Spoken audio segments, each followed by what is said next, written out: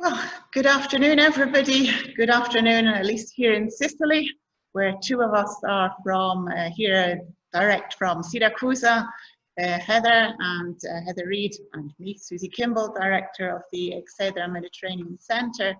And I'd like to welcome everybody. Of course, we've got also people who are up first thing in the morning and maybe later on in the evening. So thank you for joining us for this first book presentation online. So this is an experiment for all of us, and we will see how this goes.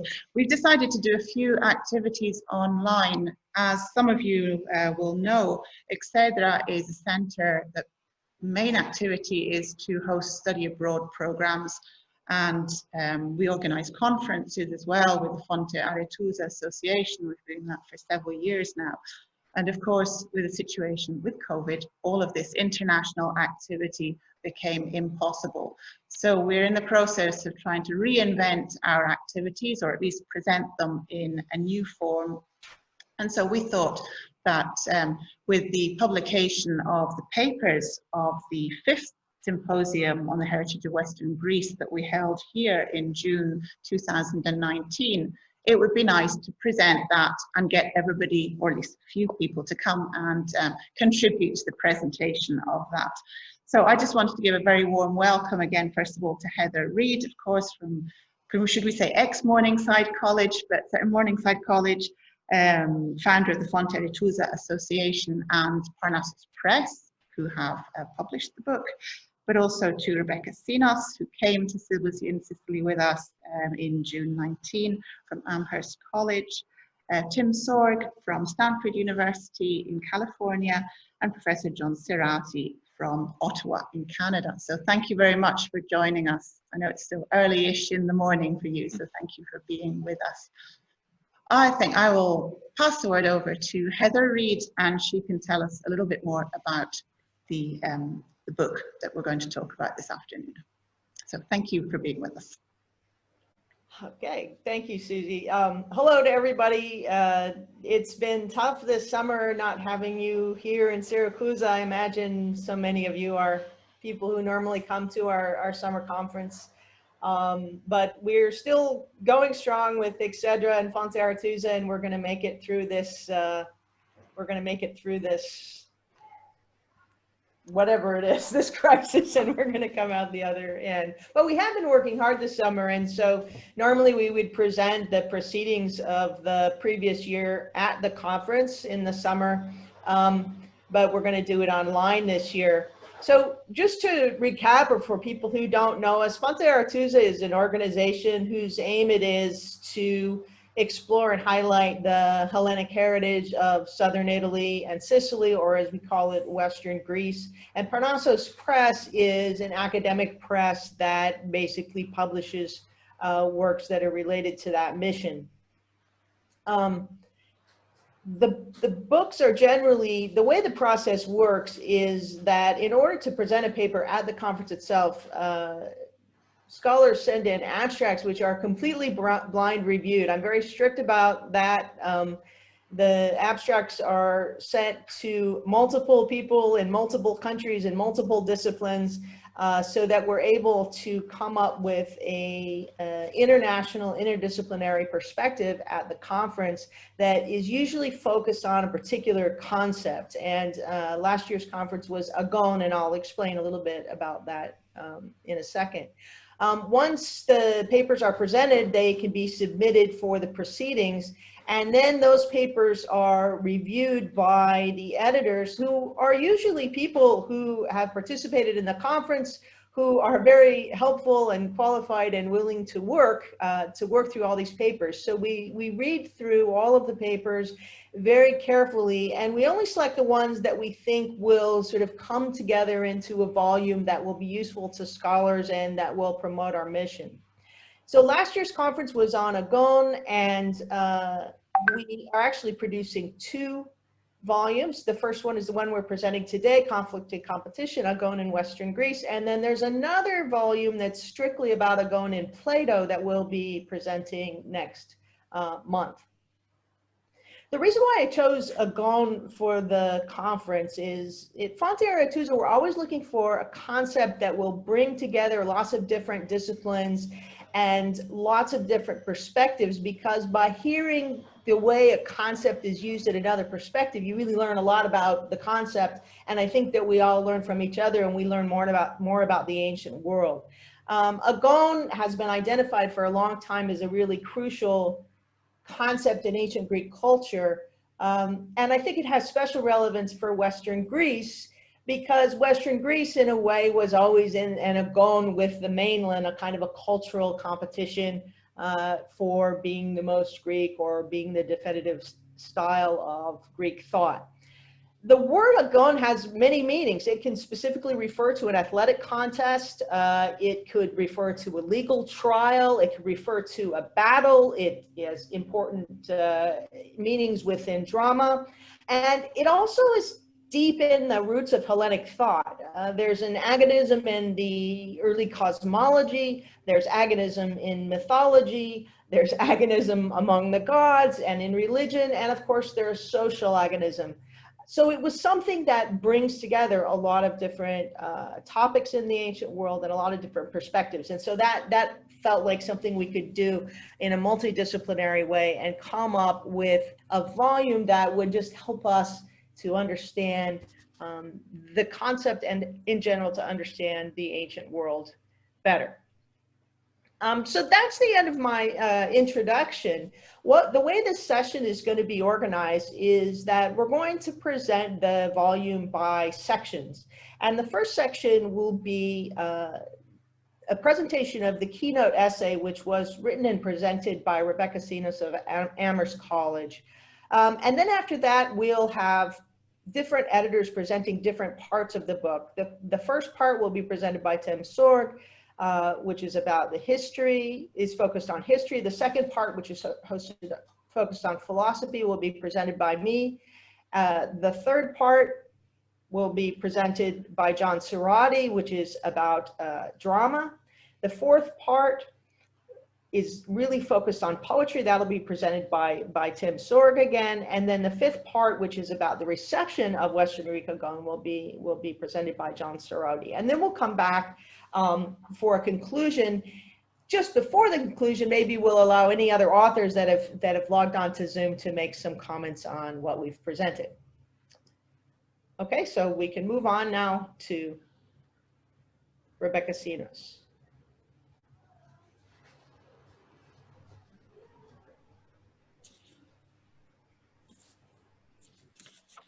The home of the Fonte Aretusa Symposium on Agōn, Sicily, is full of reminders of the great goddesses who were once powerfully present throughout West Greece. An ancient scholar states all Sicily is sacred to Demeter and Persephone, and signs of this divine pair are everywhere in the fields of grain, in the ubiquitous cult sites, and in collections of votive figurines found in museums throughout the area. The best known story of Demeter and Persephone takes place near Athens, in the majestic Homeric hymn to Demeter, beginning with Persephone's capture by the god of the underworld in flowering fields near the sanctuary of Demeter at Eleusis. But there's a Sicilian version of that story. There, Etna provides a conspicuous underworld connection with its plentiful eruptions from below.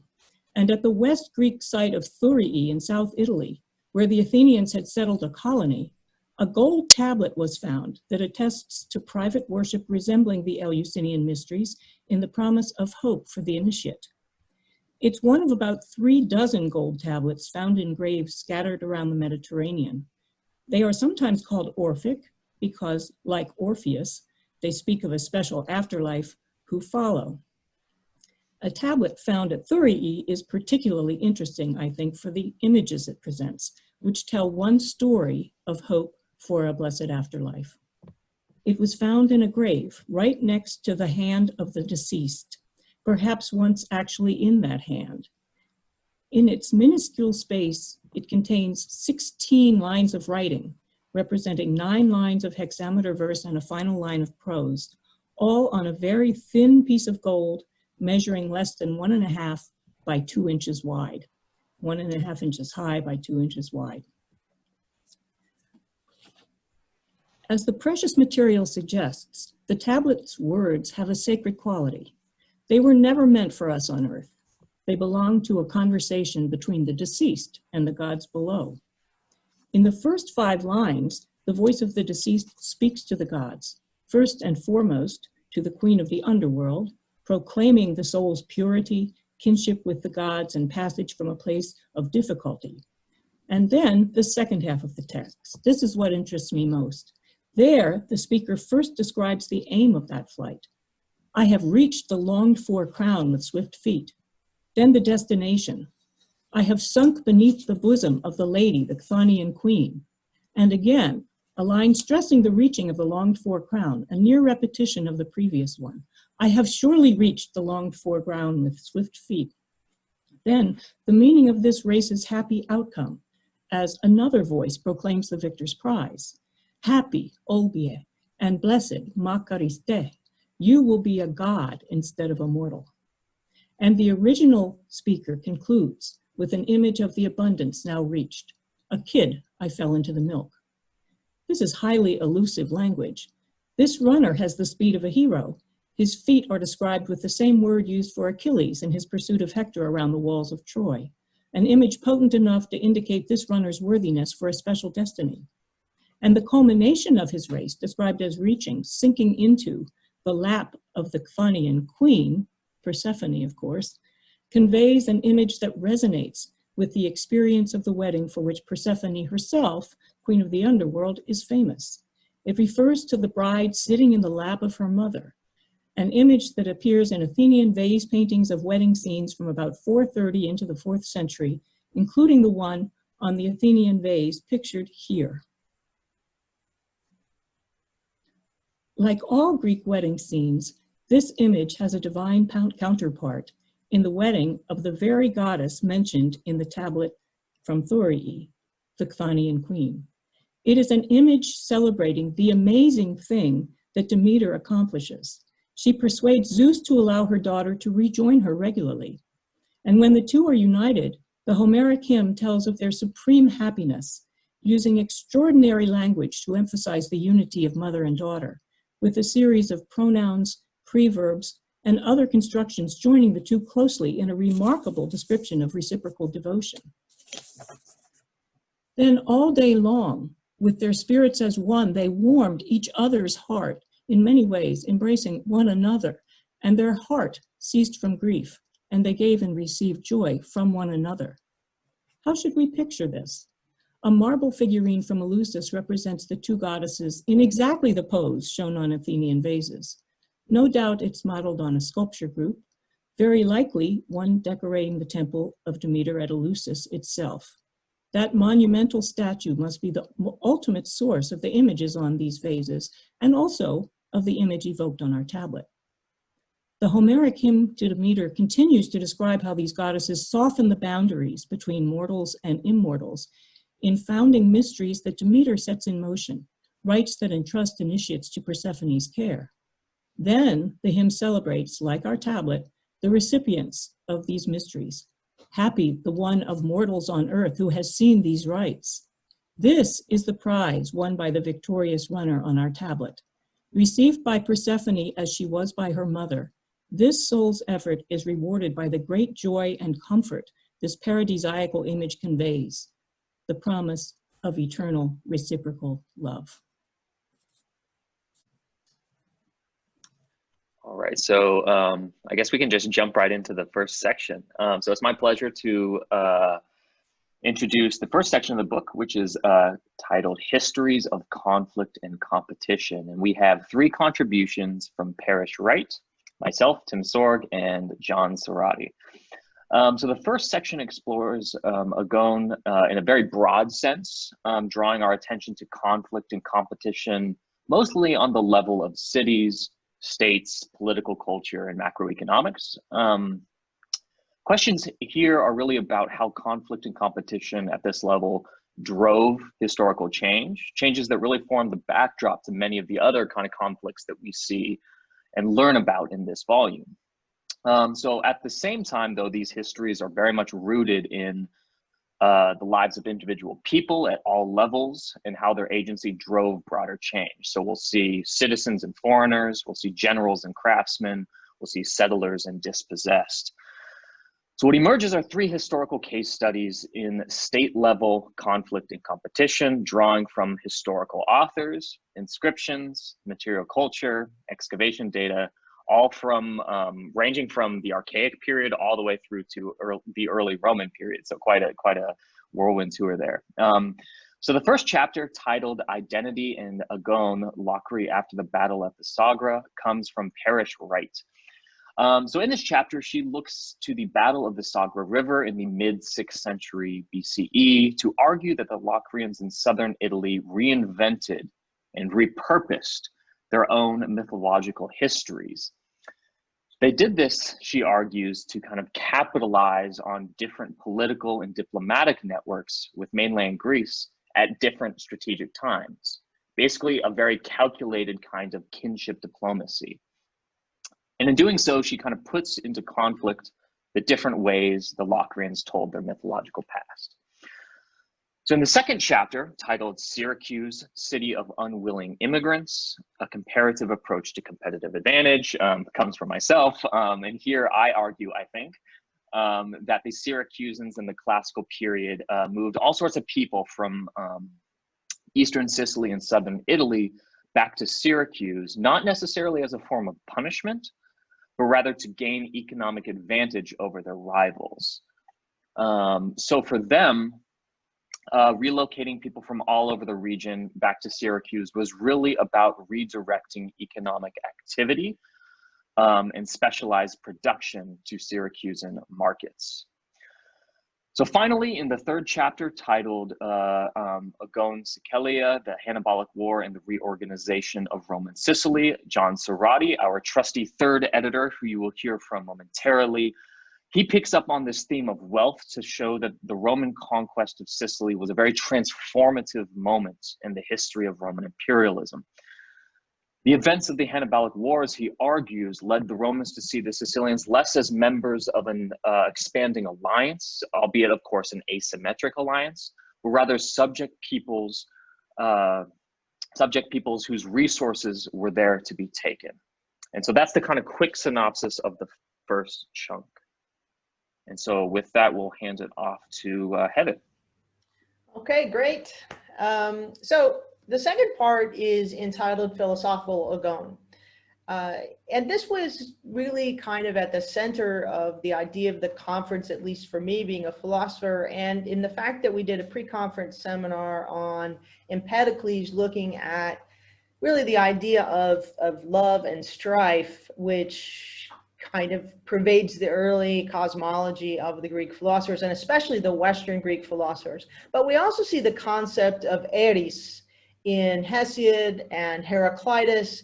And in fact, the ancient Greek philosophical world, especially in early days, like Pythagoras and Parmenides, was characterized by actual competition in the games. And Parmenides may well have performed his poems, his philosophical poems, competitively at the games. So competition, Agōn, was part of the intellectual life, and I think it carries right through to Socrates and Plato and Aristotle and all of the others that we will study in the second volume. But this paper has to do with the early manifestations of Agōn in philosophy. And there's 4 papers. It starts with one by Federico Casella, which is entitled "Conflict and Opposition, Pythagorean Strategies for the Construction of an Identity." And what Casella does is he looks at what is often considered the mess of Pythagorean scholarship, all the conflicting stories and all of the contradictory ideas that come out of the Pythagorean tradition and create this sort of difficulty in understanding what it really was.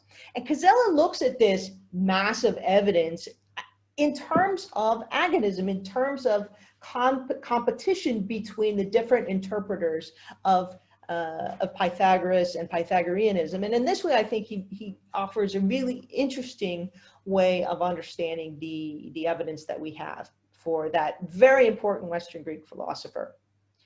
In the next essay, Drew Hyland, who is a scholar well known for his work on Plato, especially the question of play in Plato, and also in the philosophy of sport, offers a paper entitled Heraclitus, Paradigms of Polemos, Eris, Agōn, and Paidion.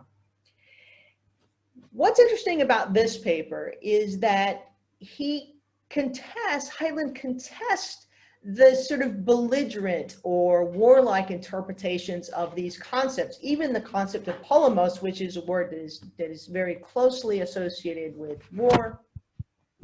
And he looks at Agōn and Heraclitus. He argues that we should look at Agōn and Heraclitus in a more playful way, a more games-oriented approach. And he picks out certain passages that really show that it's more about play and games, and that there can be a kind of a constructive Agōn, which may go back even to our early account from Hesiod of strife. And he argues that the Agōn that we find in Heraclitus needs to be looked at this way, and if we do, then we'll be able to make sense of some of the claims that have puzzled a lot of scholars, such as the claim Heraclitus makes that harmony actually comes out of Eris, comes out of strife. In the next paper, Eva Anagnostolautides makes a really fascinating comparison between Plato's philosophy and the reality of competitive drinking games, and in particular the Sicilian tyrants, which we had a few of here in Siracusa. The title of her paper is A Toast to Virtue, Drinking Competitions, Plato and the Sicilian Tyrants. And what she does is she shows the connection between the philosophical competitions that we see in Plato's symposium between all the speakers and all the different ideas, and the real life drinking contests that took place at that time. Historically, there were drinking contests that were going on at this time.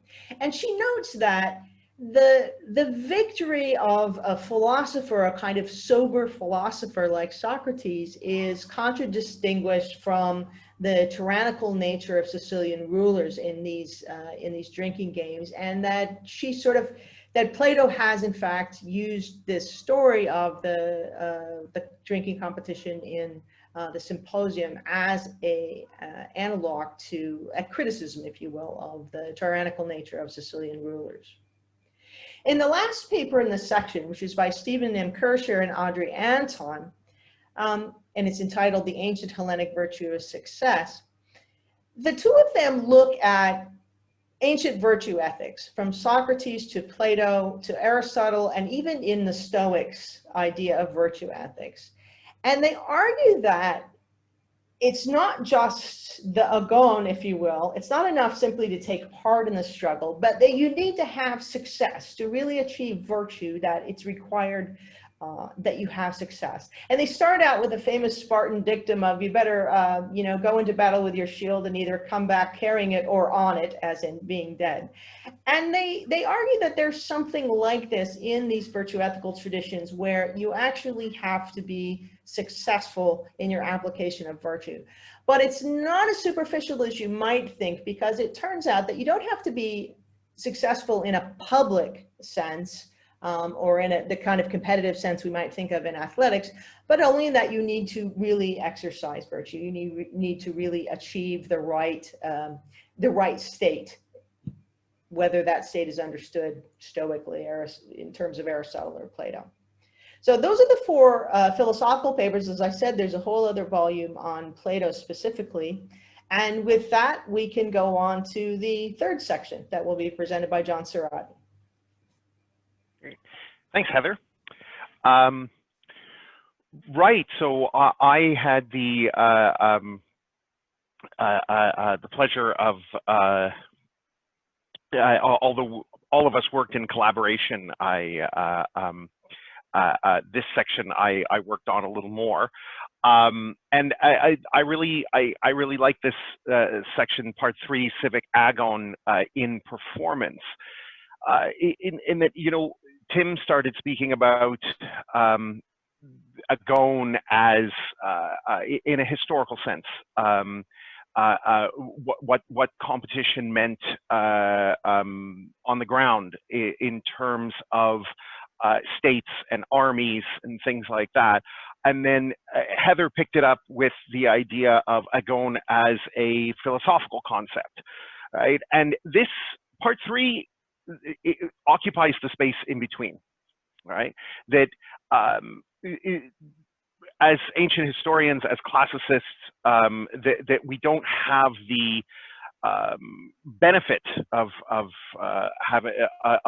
looking at, you know, popular media or things like that to gauge everyday opinion. The thing which comes closest to that is the theater, right? And so to what extent is the theater, does it reflect, does it influence everyday ideas of Agōn amongst individuals, everyday ideas of conflict and competition? And I know there's a lot of debate that goes back between classicists, between Hellenists, about the extent to which we can really take Euripides and view him as a window into life in the classical world, life in a classical polis, life in the Athenian Empire. I think these two papers start off from the standpoint that you can. They are reflecting certain ideas, but equally there's a lot of signature in there of Euripides himself. And I don't make any excuses. I'm a big fan of I really love Euripides. He's my favorite ancient playwright, right? Right. The first paper by Eleni Konaru takes a firm stance on the play, the Hippolytus, right? So Hippolytus is often seen as a work in which it's very pessimistic. The characters are very, very much puppets of the gods who act in a deus ex machina kind of fashion, right? And that they have no individual aegis. She argues very firmly against that. The author argues very, very firmly against that, that each one is engaging in a form of Agōn, right? And it starts off with the divine Agōn, divine conflict among Artemis and Aphrodite, right? Which is one of the driving forces of the play.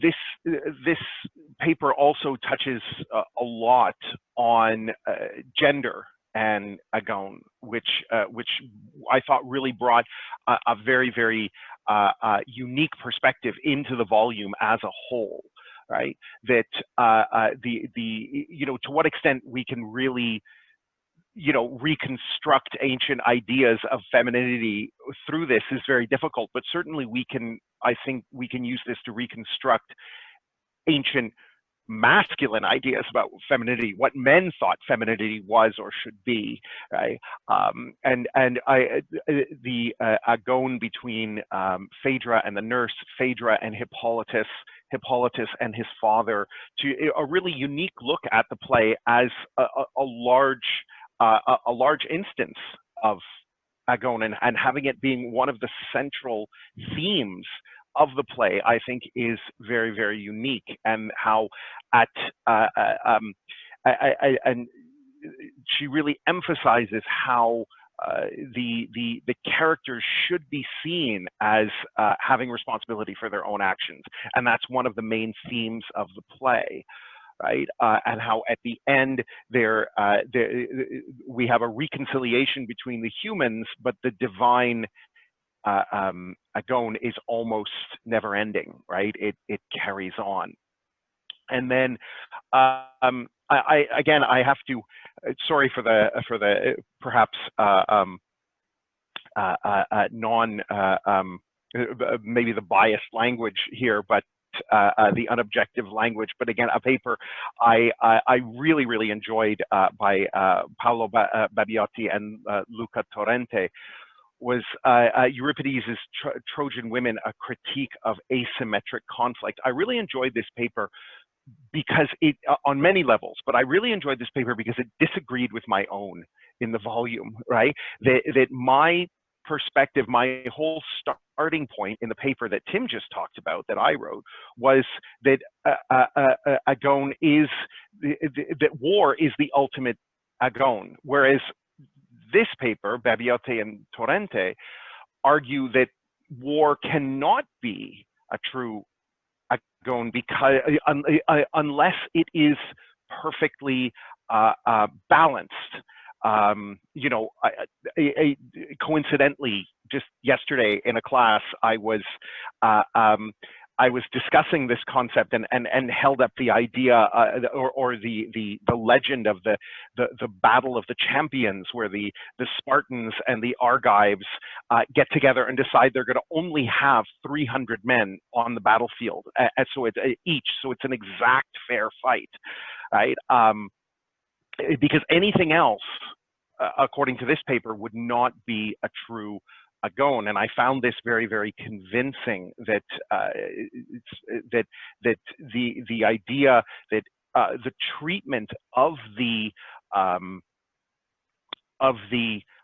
prisoners of the Trojan women after the fall of Troy is dishonorable because it violates Greek ideas of Agōn, because it is asymmetric conflict, and this has an impact, and where it really crosses over with Cornaru's paper is that this has an impact on ideas of gender and masculinity and femininity, right? Because this is something, the men cannot be truly masculine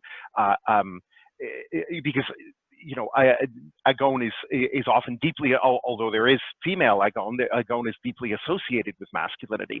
They cannot be truly masculine because they are engaging in asymmetric conflict, and that this play is very much, as it says in the title. I think the key word there is critique, right? That this is Euripides' a backhanded critique of the Athenian Empire, which, you know, so it does cross over into history a lot, a backhanded critique of the Athenian Empire engaging in so much asymmetric conflict with the small states that make up Athens' hegemony, right?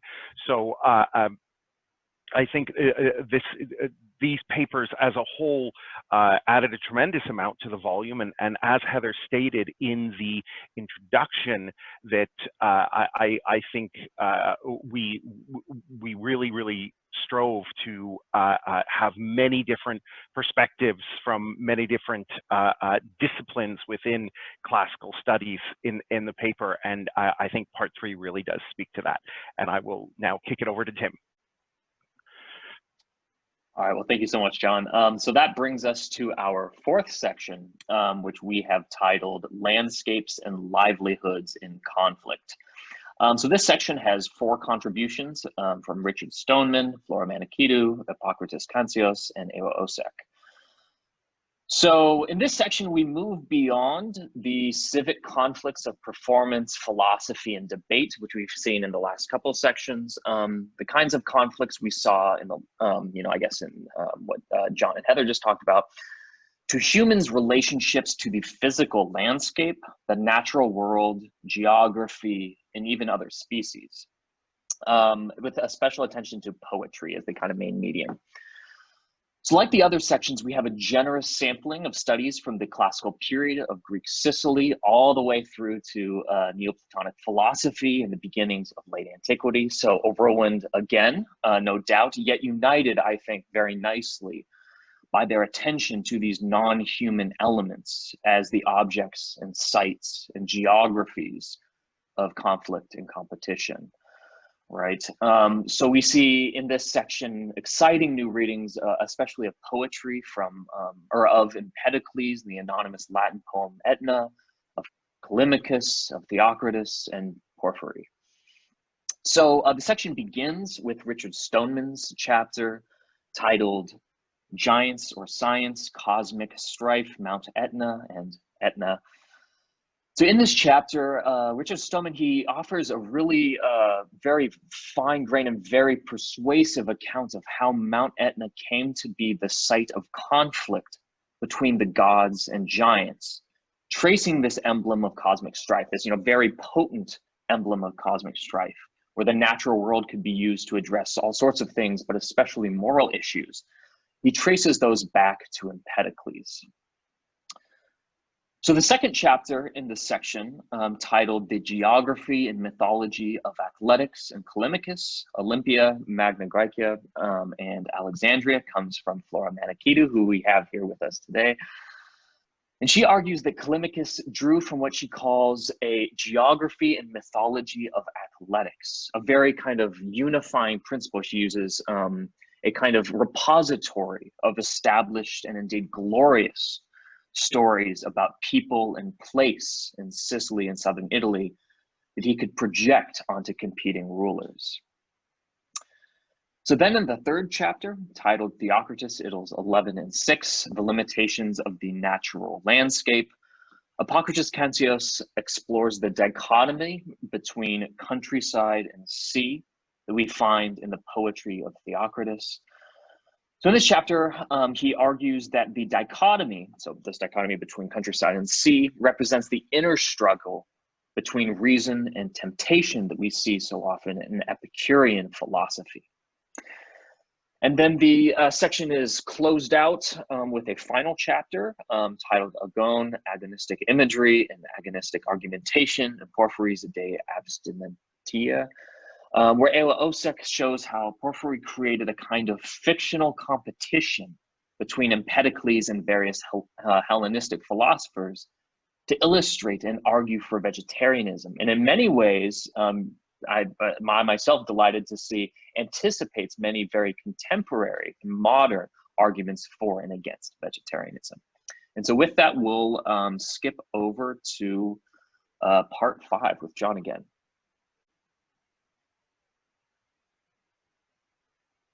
Thanks, Tim. Okay. Right. I think one of the perhaps the area of classical studies which is seeing the most growth and has seen the most growth in the last 20 years is reception studies. Right. Reception studies is often seen as the future of classics, where the discipline has to go. And certainly, I think these two papers, this part 5, the reception of Western Greek Agōn in the modern world, really close off the volume very, very well, because they does exactly what it says, right? That these two papers by Karen Sieben and Tobias Johol very much are the capstone to the entire volume as they explore the afterlife of the Greek concept of Agōn, right? In the first paper, right, Karen Sieben focuses on Nietzsche and his reception of the philosopher from Agrigento, modern Agrigento, ancient Akragas, Empedocles, right? And how Nietzsche viewed Agōn as one of the most important elements of ancient Greece, and something which made the ancient Greeks, in his mind, truly unique, right? And Empedocles embodied that in so many ways, right? And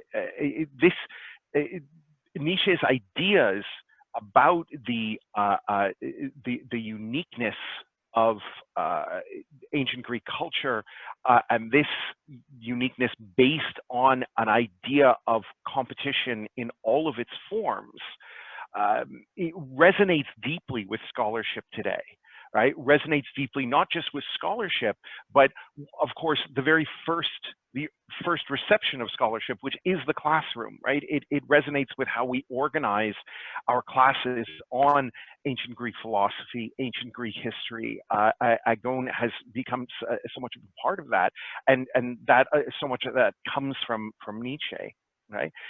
At the same time, I was fascinated to read that Nietzsche believed that at his time, scholarship and education were in deep decline, right? Which I wonder, you know, I think, you know, to every generation complains about the same thing, that, you know, the kids today just aren't what they were yesterday, right? When I was in school.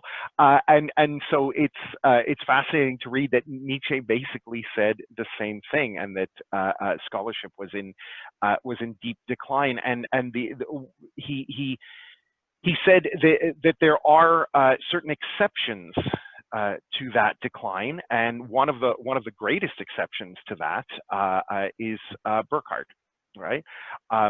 Burckhardt was also someone who saw Agōn as being at the heart of ancient Greek culture, as Jeho brings out in his paper, and he was deeply influenced by Nietzsche. Right? And together, these two centered Agōn at the heart of the study of ancient Greece, both in a philosophical sense, but also in a historical sense, because Nietzsche kind of did wear two hats that way, right? And right, this also had a deep influence on Humboldt, on Schlegel, on Hegel, on Schiller. Right, and so that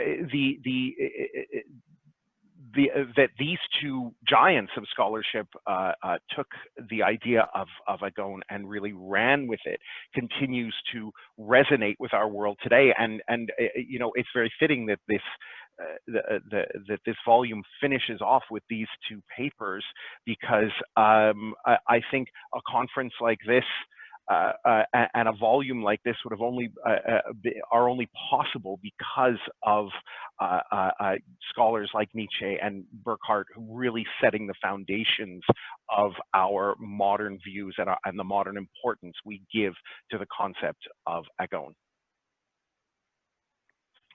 And I think it's off to Heather next. Hey, thank you, John. And I hope that everybody has enjoyed this little taster of the contents of the book. And I'm just going to conclude with a couple words about how you can get the book, etc. But before I do that, I wanted to offer an opportunity for any of the authors that are logged in here today, including John and Tim and Becky, to make any other comments or observations before we close things down. All you got to do is speak up, and your image should appear on the screen.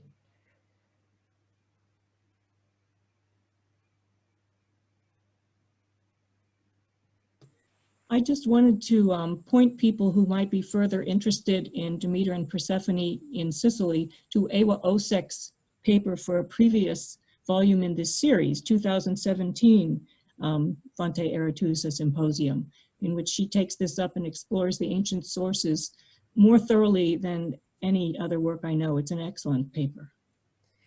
And just to comment on that too, the whole role of these various parthenoi, or these various female semi-divine and divine and not divine figures, that they play a really important role in Sicily. And at the Pindar conference too, we learned a lot about them from Bonnie McLaughlin and some other authors. So, and of course, our whole foundation is named after one of them, namely Aretusa. And I'm very interested. I'm currently researching on ancient athletics, which is related to these. So this is something for the future, is to look at these figures and their power and their role. So I'm glad you pointed that out. Any other comments or? Yeah, Heather? Yeah. Hi. I don't want to jump in and take time from anybody else, but I do feel strongly about saying that I'd like to publicly thank you and Tim, my co-editors. So often, you know, edited volumes can be like herding cats, but I found that this one went very, very smoothly, and that's down to you know, Tim's dedication and his diligence, and your dedication and your diligence and your organization. You made it very, very easy. So much of this, I think, was camera ready for us when we came in, and I hope I can speak for Tim in that saying you made it very, very easy, and it was a true pleasure working with both of you, and I hope I get that opportunity again. And I'd also like to thank you and Susie together for you know, helping you know, Susie with the volume as well, and organizing a truly wonderful conference. My only regret is that it was my first conference and I wasn't at the others. You know, I'm going to be back for the Arete conferences, as you know, but that was really a special conference. I really enjoyed myself so much, and I learned so much. It was a really, really great gathering. So thanks to everyone. Thanks.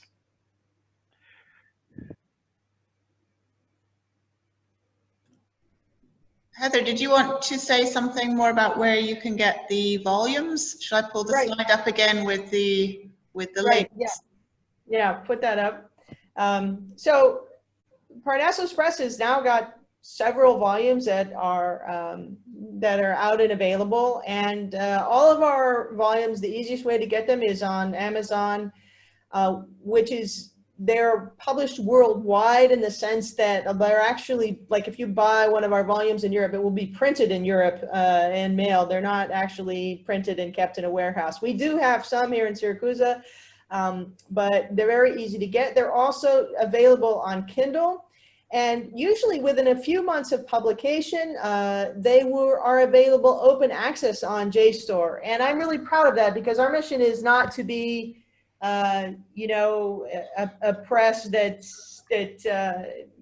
is for profit. Our mission is to get high quality scholarship focused on these issues out there. And so I have an agreement with JSTOR that our volumes are available on open access. That means free all over the world.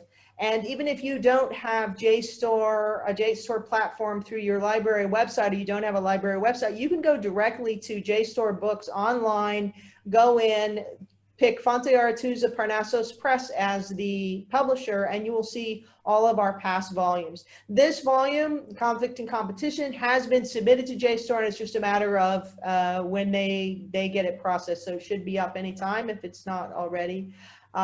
And that allows everybody to have access to authors' work. And we get thousands and thousands of views and downloads every month. So it's really gratifying that the work that we do is getting out there.